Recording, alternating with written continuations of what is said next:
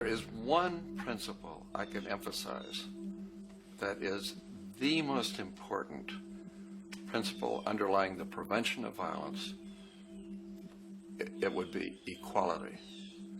The single most significant factor that affects the rate of violence is the degree of equality versus the degree of inequality in that society. So what one's looking at is a sort of general social dysfunction.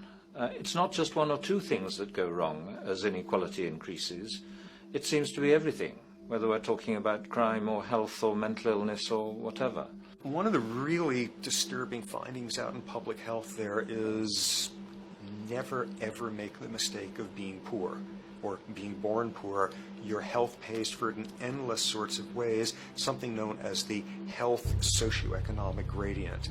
As you move down from the highest strata in society in terms of socioeconomic status, every step down, health gets worse for umpteen different diseases.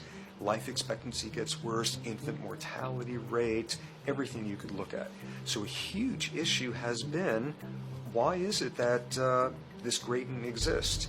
Totally simple, obvious answer, which is if you are chronically sick, you're not going to be very productive, so health causes drive socioeconomic differences.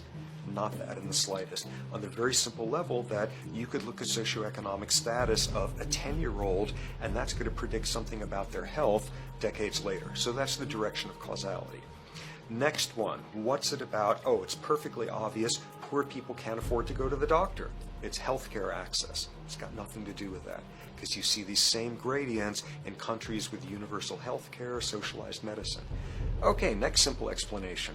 Oh, on the average, the poorer you are, the more likely you are to smoke, to drink, to all sorts of lifestyle risk factor stuff. Yeah, those contribute, but careful studies have shown that explains maybe about a third of the variability. So what's left? And what's left is having a ton to do with the stress of poverty. So the poorer you are, starting off being, the person who's $1 income behind Bill Gates, the poorer you are in this country, on the average, the worse your health is. This tells us something really important. The health connection with poverty, it's not about being poor, it's about feeling poor. Increasingly, we recognize that chronic stress has an important influence on health, but the most important sources of stress are the quality of social relations. And if there is anything that lowers the quality of social relations, it is the socioeconomic stratification of society. What science has now shown is that regardless of material wealth, the stress of simply living in a stratified society leads to a vast spectrum of public health problems. And the greater the inequality, the worse they become. Life expectancy, longer in more equal countries. Drug abuse, less in more equal countries. Mental illness, less in more equal countries.